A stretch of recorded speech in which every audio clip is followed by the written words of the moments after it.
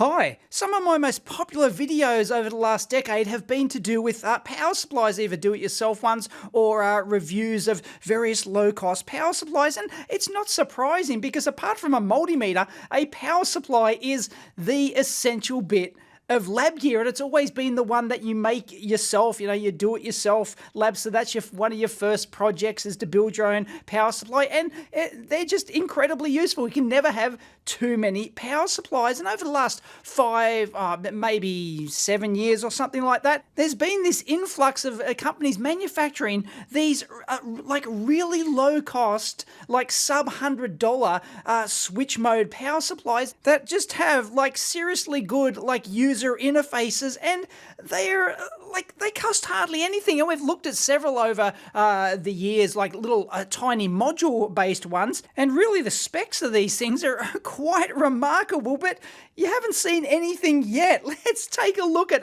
this new series of Juntech power supplies. Thank you very much. Juntek's not actually the company. I guess that's their like public brand. The company's actually Hangzhou Junce, Junce Instruments Co. from China, and they manufacture power supplies and other like arbitrary function gens and other low-cost power supplies. And what we're looking at here is, if you thought the previous ones were impressive in terms of output power, output current capability and user interfaces, well, this one's a 3,000 watt power supply. This one here is near to 2,000 watt power supply. We're talking a $70 US for the 2,000 watt job, and about 135 Yankee bucks for this 3,000 watt power supply. And yes, it comes with a funky little remote front panel for the thing. I mean, you can operate it basically on here,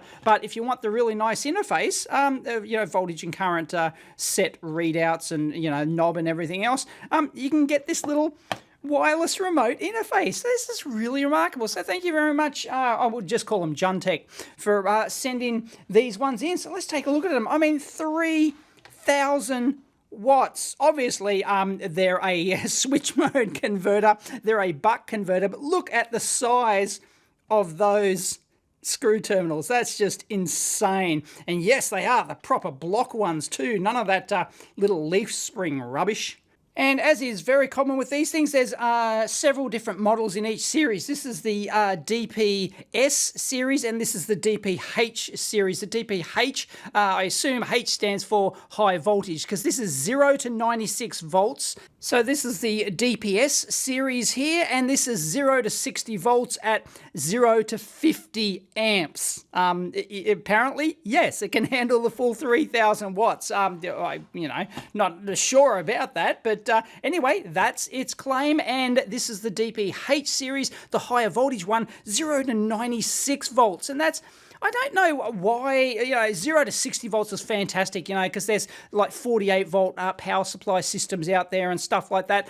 So that'd be very handy for that. Don't quite know why you'd want to go to 96. I don't know. Leave it in the comments down below if you've got niche, uses for anywhere from 60 to 96 volts, perhaps. But anyway, 0 to 96 volts at 20 amps. So yeah, these things are beefy. So these are the different DPH models. This is the one that we've got over here, the DPH 8920. It's the top of the range. It's got RS485 interface as well. Fantastic for remote controlling the stuff in like industrial environments. 0 to 96 volts, 0 to 20 amps. Output power claims up to 1,920 watts. There you go. So it's got TTL serial comms and for the regular one, and RS485 for this particular model that we've got here.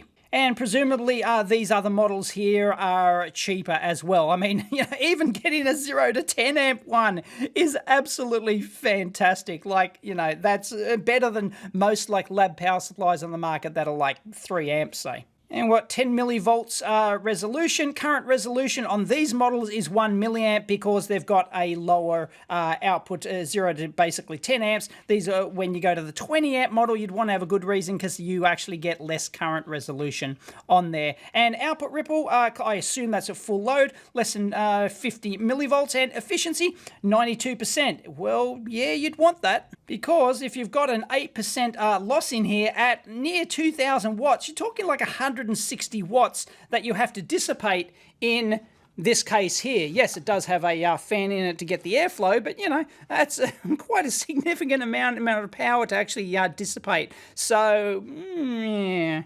But these certainly aren't precision supplies. We're talking about plus minus 2%, plus a digit, and current plus minus 5%. So yeah, these are not precision power supplies. They're more like industrial high voltage, high current type supplies. But a good lab should have both of these types of supplies available for when you need it. So they only sent the manual for the DPH series here, which is the smaller one that we got. You can see that the color user interface there. And it's all in English, and it actually seems quite well done. It's got all the requisite stuff that you actually need. And there's the display description. It looks like it can display all sorts of different stuff as well, voltage and current, lower limit setting and stuff like that. So you can actually use, you don't need this user interface to actually set up all that sort of stuff. You can just do that, you know, with the like crude user interface on the LCD and the 4 buttons that they got on there. But yeah, it's doable. So you don't actually need to buy the extra front panel control.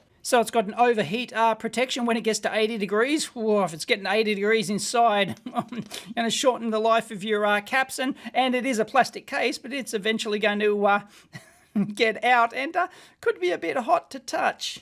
But of course, that's all going to depend on how much airflow you've got. Anyway, operating instructions, and it's got all the various modes. Like, I can't possibly go through all these modes here. I'm sure you can probably download the manual from somewhere, and it's got modulation functions as well. So if it's not as accurate as you like from the factory, looks like you can actually calibrate it if you've got the means to do so. And it uses a Modbus communications protocol there, as I said, either over TTL or RS485, and a wireless controller. Uses 2.4 gig, and yes, it is rechargeable. It's got a little charge light in there, so that's obviously got some sort of lithium and USB charging, little lithium-ion controller. So, you know, if you're walking around the factory, the whole idea is that, you know, you're standing there in the factory and you're just holding this thing, and you can, if you need to, you know, tweak anything on the factory floor, you don't have to open up the rack cabinet or, you know, open up the bit of instrument that's all powering. You can just sort of, you know, dial it in, and yeah, that's nice. So I assume that you can set different channels. Yes, comms address, there you go, 0 to 100. It shows the internal temperature on the display too. That's very nice. Anyway, it's got key lock functions and operating instructions. So yeah, that's a nice enough little manual. And by the way, these also come with a USB serial cable with the cables ready to wires ready to plug into the terminal blocks. Absolutely fantastic. And this thing, completely unlabeled, no instructions. What is that? A USB to RS 485 interface. Neat. That's if you get the 485 model. They'd probably give that to you. But anyway, very cool. I won't try those out in this video though. It's already long enough. So let's start off with the DPH8920. I assume that all the others in this series will be identical. We do have our first problem. Looks like she's been banged in transport. Nothing worse than getting banged in transport. So our plastic case there. There's a little power switch down there. It's a little bit how you doing. It's not what you'd expect to find on a more industrial type controller. Anyway, these don't have the nice terminal blocks used on the other ones. These were, you know, some people might be a fanboy of those particular terminal blocks. Anyway, little fan in there. We'll see how noisy that sucker is. Anyway, input here and output over here, and there's the ground, and it looks like it has 5 volts as well. I'm not sure what the output power capability of that 5 volts is. It might only be, you know, it's not for serious power, and they're your comms. And the front panel user interface, we'll whip that off. There we go. Oh, it's like I bought one, and just 4 buttons and 2 LED displays, and you know, you can, as you saw in the manual, it's pretty flexible. But anyway, you can see our big ass inductor in there already, and our big ass heatsink. So it looks like the heatsink is actually nicely laid out in there with the fins. So anyway, let's crack it open. And with the back panel off, we've been mooned, and black solder mask. Give me a break. Anyway, check this out. They've had to increase, rather than waste money, I guess, on like going for the 2 ounce or 4 ounce copper PCB. I assume it's only like 1 ounce.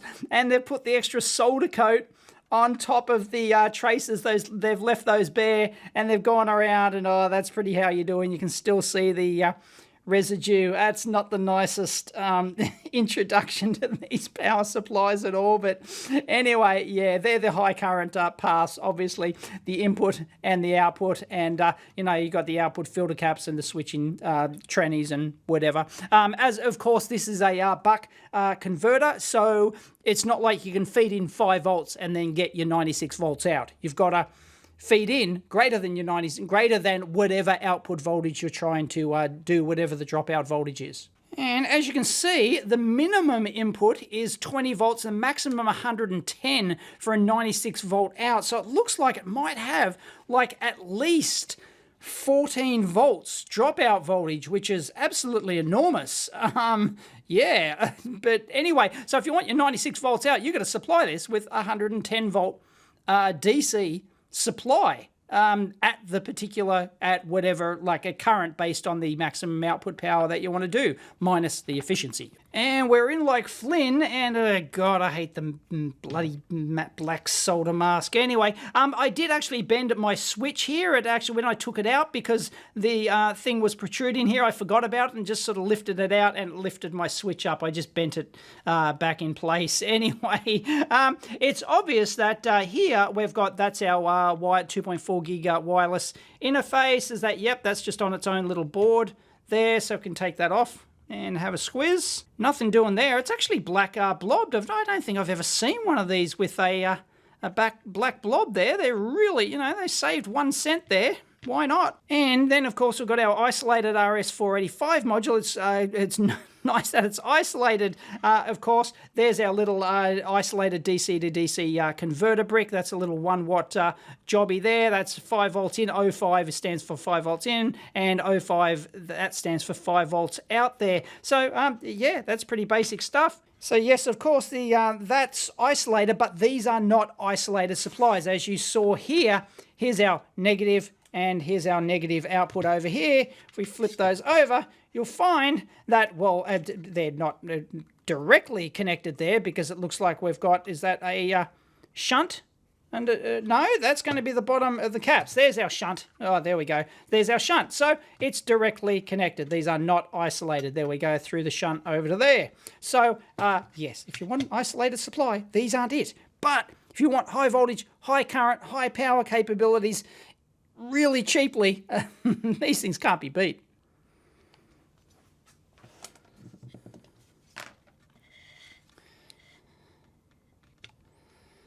So yeah, check that out. 3 current shunts in parallel there, because, well, one couldn't do the business, so they had to put 3 of them. That's actually really neat and tidy. I rather like that. But yeah, this is the 20 amp model. As I said, almost certainly a different current shunt in there for the 10 amp model, which has like half the power capability. There we go. I'll pull up the numbers for our parts in there. They're our diodes.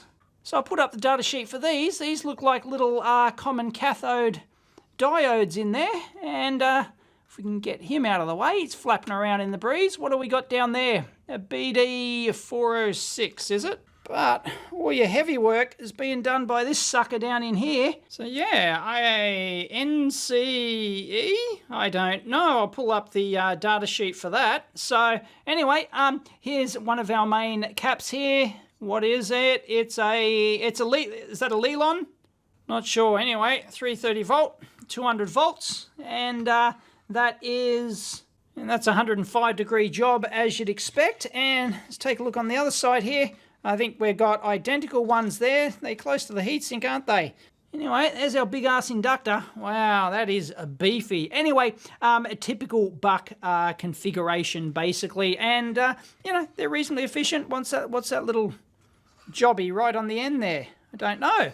Anyway, got an extra hole in there. Don't know what that's for. But I don't see any sort of thermocouple on that heatsink. So they're not measuring the temperature directly on the heatsink. That's not great. They're trying to save costs there.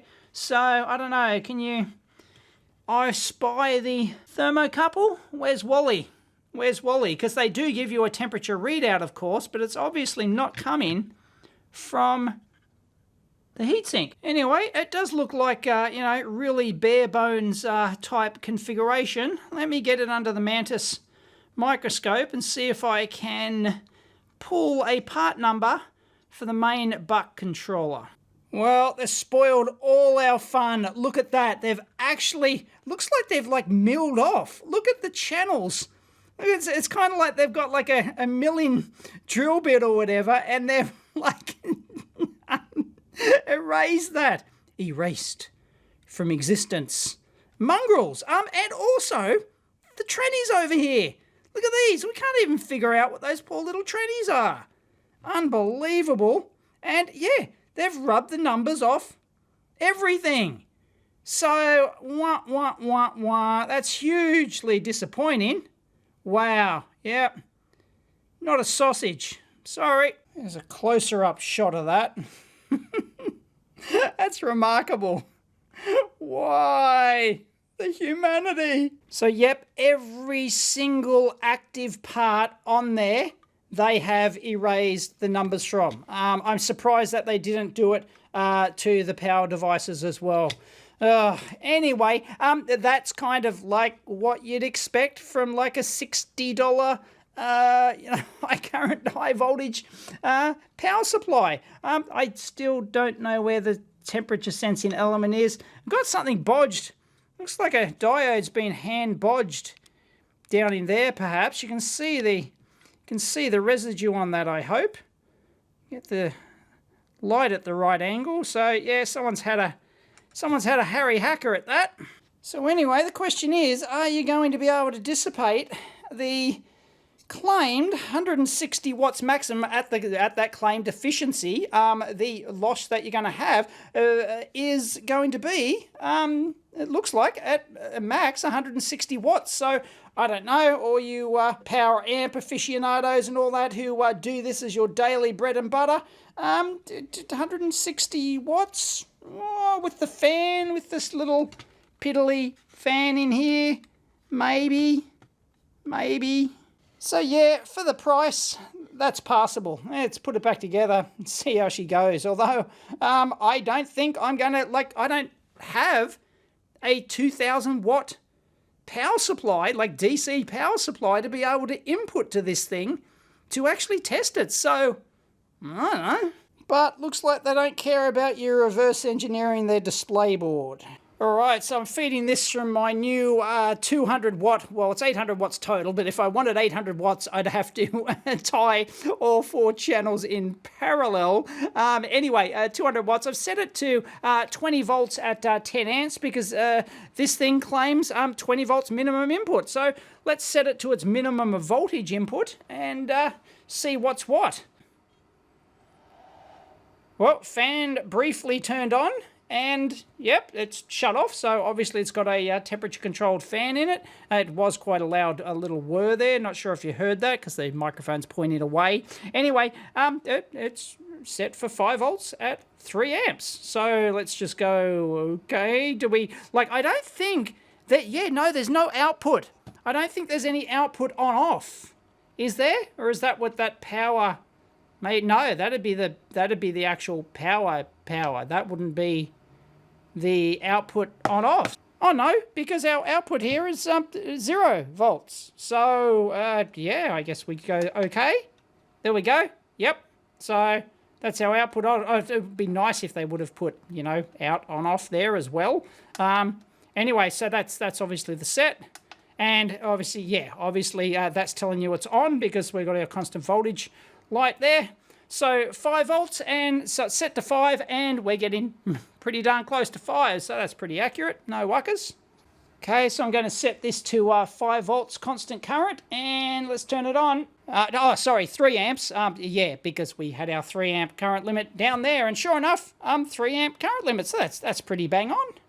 No wuckers. Okay, so let's press set, and we get into our voltage, and we go down. Oh no, there we go. This is where you have to read the manual.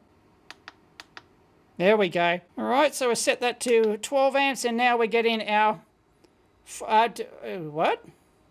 No, we're supposed to have 5 amps constant current. Yeah. Okay, so what's going on here? It says it's in constant voltage mode, 7.6 volts. Why? Because we had that set to 5 volts. What the heck's going on? Look, there it is, 5 volts. It shouldn't go above 5 volts. And 12 amps, they're our set limits. It's now saying 7.5 volts. What the heck is going on? Can we... No, that's our... No, that's our setup mode. What? Anyway, half a volt on our load, but I'm really puzzled as to why that says we're in constant voltage mode and 7 volts at 4.1 amps. Like, what the heck? I don't get it. And we're only dissipating 2 watts in our load. Alright, I've gone back to 1 amp here, constant current. So let's just, like, increase this. Okay, we've got 2 amps. Let's go to 3 amps. Okay, 3 amps, we're good. 4 amps. Okay, we're good. Okay, no, now we're good. Again, so what was going on before? What was going on before? I don't know. 6? Okay, something weird was happening before. Your guess is as good as mine at this point. Certainly, confidence is not high at the moment. Okay, I'm going up to 8 amps and I still don't have a problem. Going to 9 amps and everything's hunky-dory. Oh, I think I heard some fan ramped up there. No, we dropped out now. Do it. And yep, constant current mode, we're dropped out. I'm hearing a weird little clicking sound from this. Probably a fan bearing. Let me get the mic on there. Not sure if you can hear that.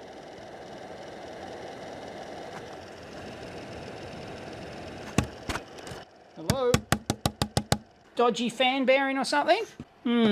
Anyway, we are drawing 60 watts from this thing, and the fan's really whirring, and it's pretty loud. So yeah, this thing's supposed to go to like 2,000 watts.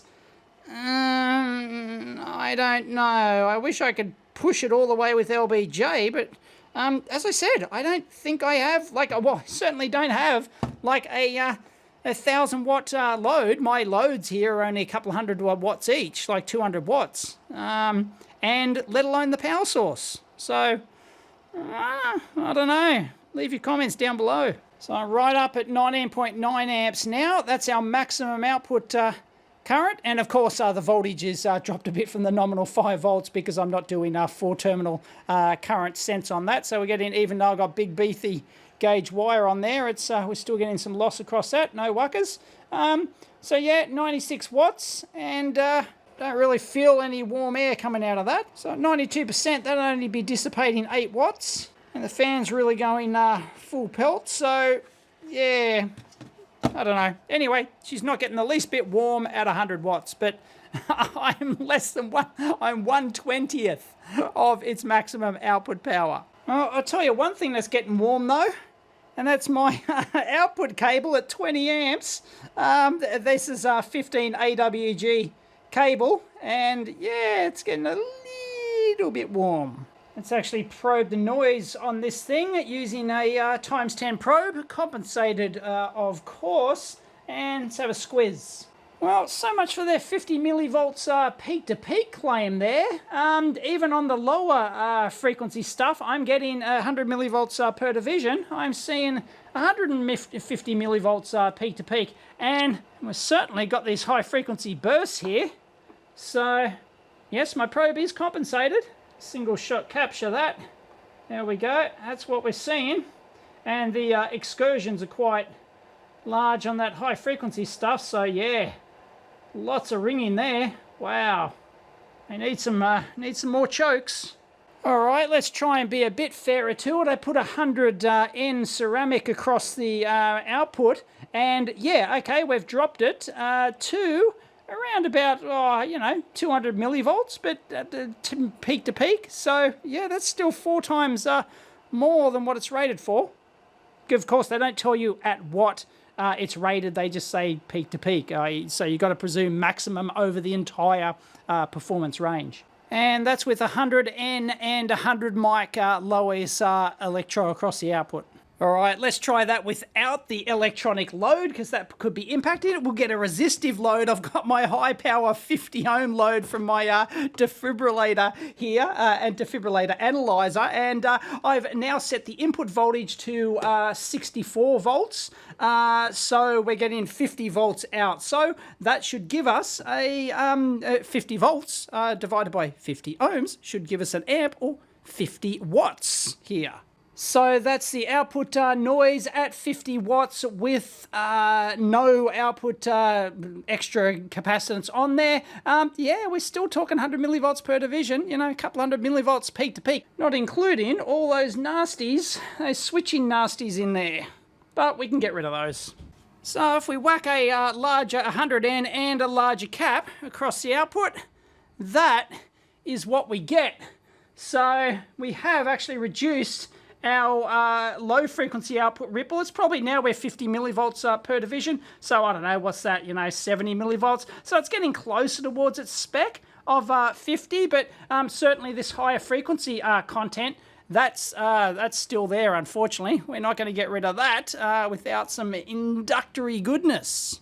And that's the 0 to 5 volt switch on with that 100 mic and 100N capacitive load. So it's clean as a whistle. And that's the exact same startup, but into a 10 ohm resistive load. Of course, you can't start it up into an electronic load down here because these are dynamic buggers. But I'll show you what happens when you do it at 20 amps with a constant current load. Okay, just for kicks, we'll set our 20 amp, 19.9 amp load, and have a single shot captured that. Let's go. Oh, helps if I probe it. Right, here we go. Switch it on. And bingo, yeah, that's what happens. Look at this. We got our little step here. So it's got some weird step for like 150 milliseconds, rises up, bit of overshoot there. And yeah, well, it's an electronic load, so it's not going to perform the same as a resistive load. Oh, check it out. I just set it to a constant power of 96 watts, constant power load, and our poor sucker is oscillating. I might leave it doing that for a while, just to see if we can kill it. So yeah, it says just the response loop of the power supply, response loop of the load, plus the power supply is just, yeah, they're not gelling too well together. So anyway, we can whack that. Let's go down to say 50 watts or something like that.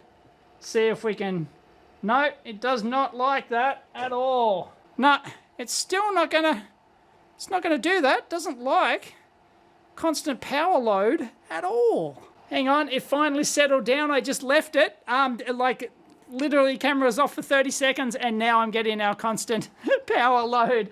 Let's try to ramp it up to 20 and see what happens. So yeah, we've got a loop problem. Now it's fine. Now everyone's a happy camper. Well, it's a combination of both, basically. The response loop of both. Let's go for 50 watts. Yeah, it's stabilized now. 96 watts. Yeah, we can do it. It's nice and stable now. And of course, down here, 19, everything's hunky-dory. So, yeah, it really did not like that. Let me actually switch it off and then back on. Yep, it's doing the same thing. Yeah, it does not like that. The response loop of this is not having a bar of that in combination with the response loop of the load. Now, to be fair, I've just hooked it up to my super expensive, top-of-the-line Lab Rodenschwartz power supply here, and it's doing a similar sort of hiccuping thing. And of course, this is how I've been able to kill power supplies in the past, because it'll just, like, the response loop of the electronic load with the response loop of the power supply, they're just playing tug-of-war, and they're coming to gutser a bit. So, the real test here is whether or not it actually kills the power supply or not. And the Juntech power supply seems to be holding up fine to that sort of oscillating, even at 20 amps, like 0 to max current. So no problems at all, it handles it. But yeah, that's interesting. Roden Schwartzy does it too. So if I go down to like 1 watt, something like that, there we go, it's settled down. And then if we go up to 10 watts, yeah, we're all good. And once it's settled down, 50 watts, yep, exactly the same as what we got with the Juntech. It's once it's all locked in and settled down, but it really doesn't like the transients when it switches on, because it goes over current, so then the power supply goes briefly into constant current mode, and then the electronic load detects that, and it'll switch back in modes, and it just goes haywire. And so the two just play a merry little dance together. Let's 69. Let's go to 69. Good value. And then we'll go to 96 watts like we had before, and everything's hunky-dory. But if you switch the output off and then on again, it's, oh no, it's going to do, no, there we go. It goes and does its merry little dance again. So yeah, Juntech does the same thing. There's nothing actually wrong with this, and it's actually surviving that quite well. Very impressed that it can oscillate between 0 and 20 amps like that relatively quickly, and it's not dying. I mean, I could leave it there all day doing that and see what happens, but anyway, it's pretty good. All right, here's the remote panel. I've fully charged it and switched it on. There you go. So that is the power button. I can't take off the stupid plastic thing, it's protector, it's wedged in there. So anyway, a nice bright display. Its angles are really quite nice. It's probably better than what it shows up on camera. I think the purple kind of vanishes on camera there, but I can still see it. So yeah, that's really quite nice. They've got the readout voltage, current, power, and the set voltage, set current. I love how they have set U here, but they got V up here, so, you know. Looks like we've got a timer with a continuous amp hour display. Very nice. The temperature, of course, and I've got to connect this thing. But anyway, I just wanted to show you that. Although it really does feel like chintzy plastic, but what do you expect for the cost? I mean, it's just like you get this with it if you buy it. So like, and the knob is the worst feeling knob. It's like there's no gap between there, and I can barely turn that, and there's no, it feels like there might be an indent in it, but it's so damn tight against the case, I cannot, like, that is just absolutely ridiculous. So it's got an arrow on there. Anyway, yeah, that is just, ugh, that's awful. Don't know if it's just my unit or not. But anyway, looks like you can power it externally. So the good thing about this is that if you want to like put one of these into like a case, you know, if you've got a case lying around or something, you want to make your own sort of like high current, high voltage, do-it-yourself supply, then you don't have to dick around like making an exact cutout on the front panel and things like that. Or you got, well, you don't even need the USB. That's only for the charging. So you can just, you know, like stick this on the front panel with like double-sided tape, and then just have the like a, you know, a cable coming out and going in. It's not the most elegant thing, but it's like really easy to assemble something like that. But anyway, let me see if I can get it talking. And just a quick squeeze inside for those playing along at home. Looks like you could certainly put in a larger battery in there, I suspect, if you really wanted to. Anyway, that's our interface. Uses the same little blob thing. And what's the processor? That's an ST something or other. Can't read that from here, but I'm sure playing along at home you can. So yeah, nothing special about that. You know, charging circuitry here, and Bob's your uncle. And I'm not sure what type of plastic that actually is. Maybe somebody can tell out there, but it doesn't seem to be like usual ABS type plastic. It doesn't feel like really good quality plastic, so not sure. Not precisely sure, but it almost feels like it's like 3D printed or something like that.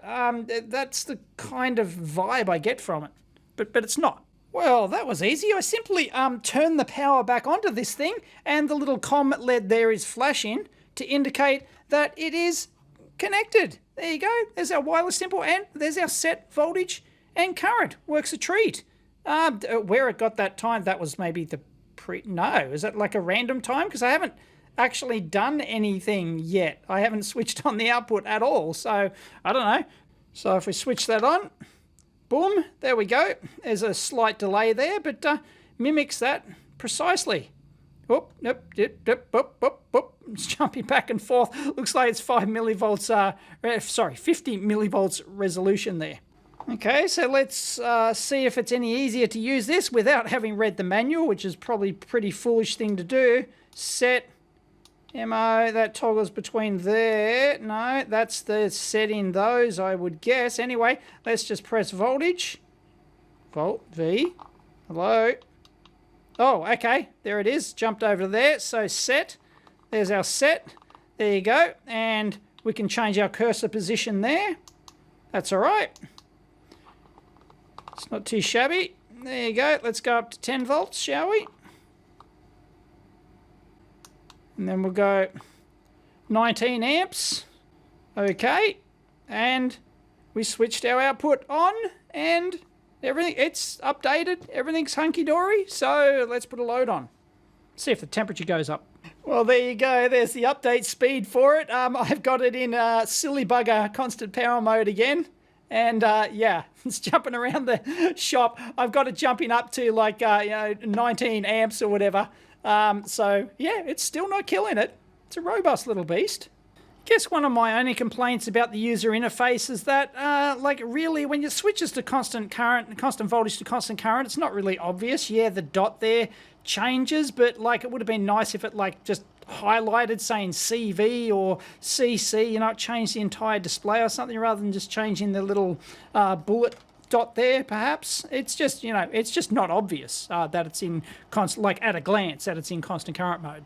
Well, I've had it running at 150 watts for a little bit now, and it got up to 41 just a second ago before I hit record, dropped down to 40 degrees there, but that fan really is worrying. It's like, it is quite loud. I know it's hard to hear with the mic pointed away from it, but yeah, it's really distracting. You know, you wouldn't want that on your bench. You know, it's fine, but the whole idea of these bricks is that you know, lock them away in some, you know, rack cabinet or something like that. They're more for industrial type thing than for lab use. So it would have been nicer if it had a larger fan and just, you know, like could run to the lower speed, because you're going to remember this is supposedly, although I can't readily test it, a 2000 watt capable power supply. We're only running at 150 watts here, so it's more than an order of magnitude less than what it's capable of, and it's still at 40 degrees and the fan's, you know, whirring pretty loud. So yeah, from a thermal point of view, it would have been nicer to sort of like engineer that a bit better. But you got to remember, this is like engineered down to cost. What is this, like less than 70 Yankee bucks? The bang for buck is just incredible, really. Now it's time for this 3000 watt jobby. There we go, like I bought one. Oh, I could play with those bad boys all day. Look at that. It's practically pornographic.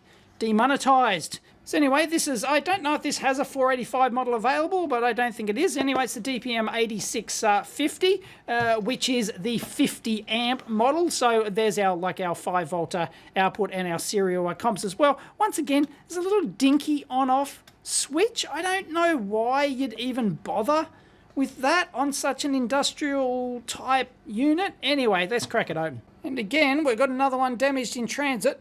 Again, we've been mooned, and again, we've got the makeshift high current traces with the solder on the bottom. So, and once again, non-isolated. There's your negative, there's your negative. How does it get over there? 3 big current jumper links. Again, this is 50 amps, as we saw before, but yeah, anyway, so there, our high current, that's all our high current paths in there. That's all there is to it. And again, we've got our matte black solder mask. Ugh. Anyway, there's our wireless module, exactly the same as before. What's this little bad boy over here? We've got a like little SOT23. Is that like the temperature sensor? Maybe is that like an I2C temperature sensor, perhaps? Anyway, well, let's actually. Speaking of which, let's see. Here's our heatsink. I don't see any thermocouple attached to the heatsink. So once again, they're not measuring the heatsink temperature, which is what you'd expect in a top quality power supply. But anyway, once again, it's built down to a price. They've removed the solder mask on the. Look at all the vias. Look at all the vias there. Look at all that via stitching. Wow. Yeah, somebody had fun. That's incredible. And also in there as well. So they really want to stitch those two together. You don't have to do that. It's not really helping by doing all that stitching, because most of it's taken on the traces on the top and the bottom. Anyway, what bad boys do we have in there? I'll put up some data sheets. Got a mixture of international rectifier and a NAMC. Yep, it looks like there's two pairs there. And the caps are 2200 mic, 100 volt. Once again, no, they're a different brand, is it? We didn't have a Chenzing in the other one, did we? Anyway, yeah, not exactly Panasonics or anything like that. So anyway, that's, it's built down to a price. What do you expect? Really close to the heatsink there. Not a big fan of that, but yeah, we've got two big bad boy inductors in there. They're absolutely enormous. Probably got the same ST processor in the other one, probably running almost identical firmware to the other one. Anyway, you can have you can update. That's probably your programming interface there. Once again, got a little regulator flapping around in the breeze there. What is that? Just a local, that's probably just local regulation, something like that perhaps. Anyway, there's our current jumpers. One of them's a bit how you doing off on the side. You can't bend that one back. No siree, Bob, you got no chance in hell of doing that. But yeah, they're really beefy. Once again, this is a 50 amp unit. So yeah, they're using 3 current shunt links there. Yeah, so what we've got in here, this is our RS485 slash serial output. That's a DC to DC converter isolator, which isolates the whole thing from the rest of it. Don't really see a huge amount of clearance on there. I'm not sure what the actual voltage isolation is between the output and the serial here. I don't see anything hugely on the bottom. Bloody black solder mask, pain in the ass. But no, all the ground's like flood filled over the whole thing. So it's not like they've actually cleared the grounds or anything like that. Did a whole separate one. Looks like it's all just one big flood fill. So that's a bit disappointing. But I don't even think they give a spec for that. So meh. It's isolated in quote marks. I don't think they even have a spec on what current the 5 volt out there. I think it's just for like interface purposes and stuff like that. So, maybe a couple hundred milliamps tops, perhaps. But as you can see, yeah, pretty simplistic. What you'd expect in this one's 130 Yankee bucks or something like that. But yeah, 50 amp job. So let's power it up. Once again, this is 3,000 watts. So, and the efficiency, I believe, is identical at 92%. So once again, with this one at 3,000 watts at 92%, we're talking about 8% lost in, everything in here, including the heatsink and the inductors. And, they're a bit wobbly, aren't they? Would have been nice to put some Celastic on that, really. Yeah, it's a bit how you doing. Anyway, what do you expect for the price? But how much does Celastic cost? It's a human operation. Somebody's got to have the Celastic gun there on the production line, and they've got to gunk it all up and all that. But yeah, it's, these things are built down to a price. Anyway, we're talking 8%. 240 watts has to be dissipated in this thing with, once again, I think the fan is a little bit bigger than we had in the other one, but still pretty chintzy. And again, they've rubbed the numbers off all the chippies, all the active semis on here. So that's, hang on. Oh, no, they've been rubbed off too, I think. Yep, unbelievable. Secret squirrel. Okay, let's power this one up with the same 20 volt input as we had before. Have I got it around the right way? I think so. Once again, little fan burst as we powered on 5 volts, 3 amps. It's probably what they last tested at the factory at. Let's switch, okay, on, and yep, 5.00, 5.002, no wuckers. And we're in constant current mode, 3 amps, 3.00, good enough for Australia. All right, I've got an output in 25 amps at the moment. There we go, constant current and no wuckers whatsoever. And yeah, my wires once again might get a little bit warmsky, but even 15 gauge is going to get a bit warm at 25 amps. Oh yeah, can feel it starting to warm up now. Neat. Hang on, that just went Burko for a second, and my load just said overcurrent protection input disabled. Ah, okay. Bueller. Okay, I changed it to 10 volts output, and it's now fine. Like 175, let's go to 195.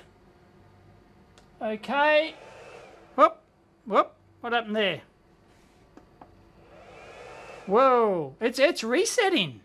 Is that resetting? It's resetting. Overcurrent protection input disabled. And that I'm pretty sure that was resetting. The fan went for like it rebooted, right? That wasn't me being silly, was it?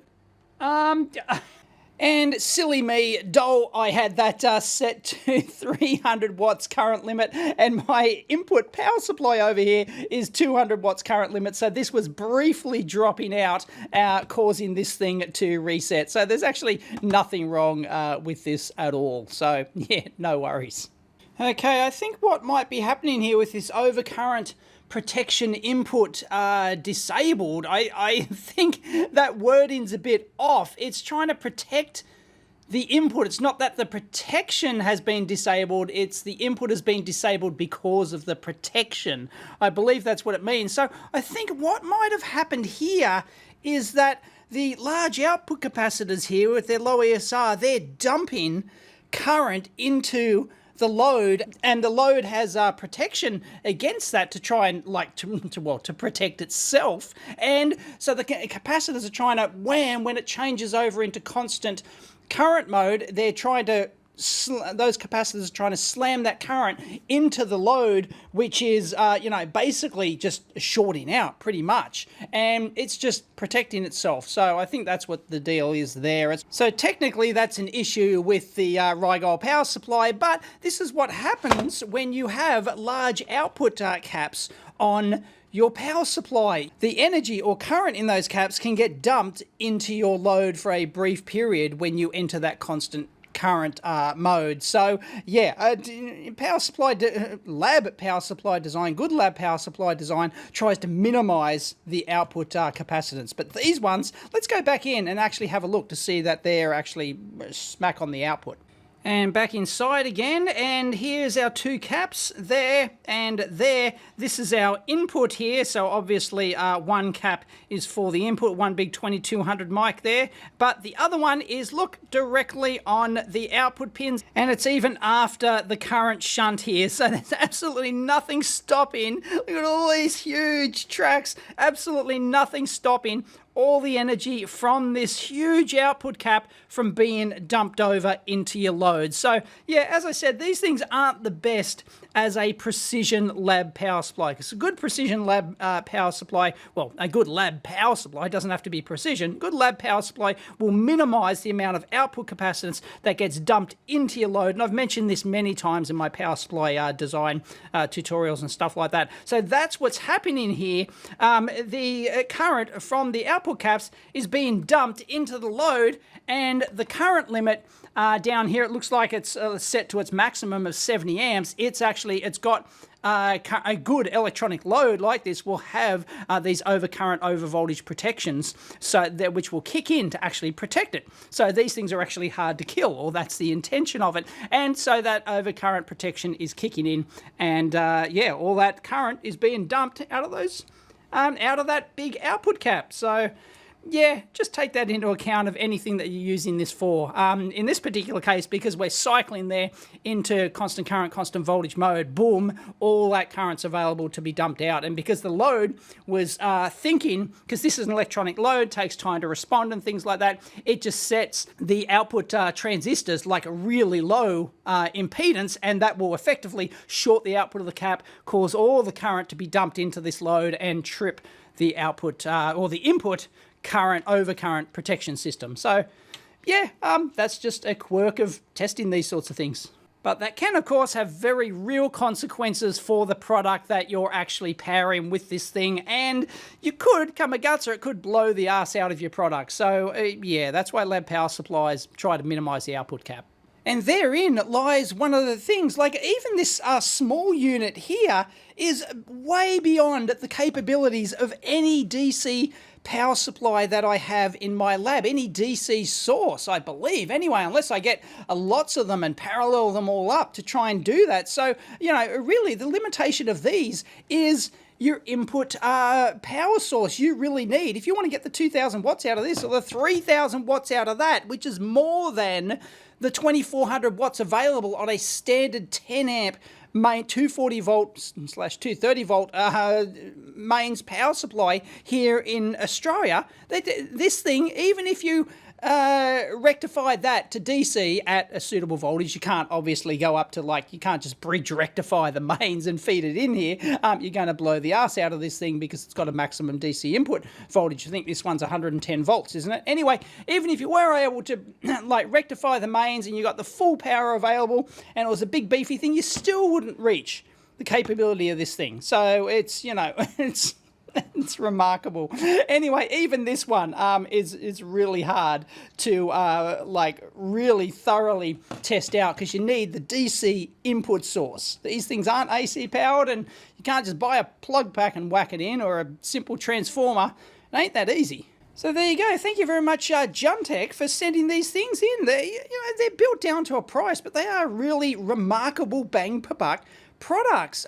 So you just can't help but give those a thumbs up from a like bang per buck viewpoint, really. Is there anything similar to these things out there? Maybe there is. I don't know. I'm not keeping up with the power supply market, but yeah, incredible bang per buck. So yeah, unless you got something specific, you don't need to shell out for this big unit here. Like the smaller units, they do have other models that are even cheaper. I think it's as cheap as like $52 or something like that. Yankee bucks, that is.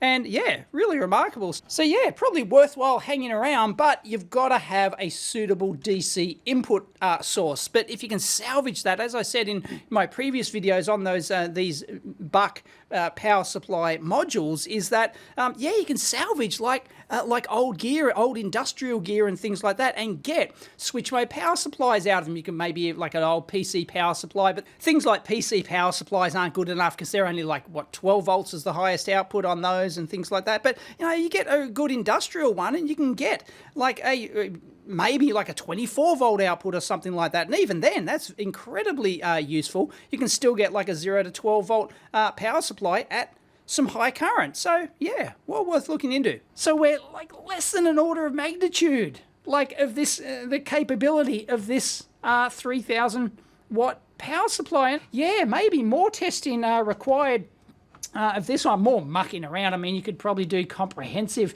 performance sweeps of, you know, various current and voltage modes and things like that. And oh man, it's a huge amount of work to gather all that data. But anyway, I could spend hours on this. This video has been long enough already. So thank you very much, Juntech, for sending in these power supplies. Remarkable, you know, bang per buck value for money. And even the little control panel, it's just like, there's lots of uses for these things, like less so for the lab or something like that. But as I said, if you want a high current, high voltage supply, we haven't even tested them at any of their high voltage input or output capabilities yet, or anywhere near their power capabilities. But anyway, maybe somebody else with the ready loads and things like that can give these things a full work out. Maybe someone on the EEVblog forum can have a crack at it. Maybe I could cobble something together. But anyway, not for this video. So we'll call it quits there. But yeah, interesting. New player in the market, these Juntech ones. And as I said, they have lots of other stuff, including an oscilloscope with a power supply built in. So leave it in the comments if you want me to get a hold of one of those scopes with the power supply and function generator built in and have a squiz. But like at less than $70 with, I believe it comes with the wireless remote for that. Incredible value for money. So not the solution for a precision lab power supply that we've seen in other videos and things like that. But if you certainly want high voltage, high current, and you should have a high voltage, high current power supply in your lab, well, worth checking out. So I'll leave the, I believe you can buy them on AliExpress. I'll leave the links in down below. Check them out. Thank you very much, Juntech. As always, if you like that, please give it a big thumbs up. Leave your comments down below and over on my library channel as well. Catch you next time.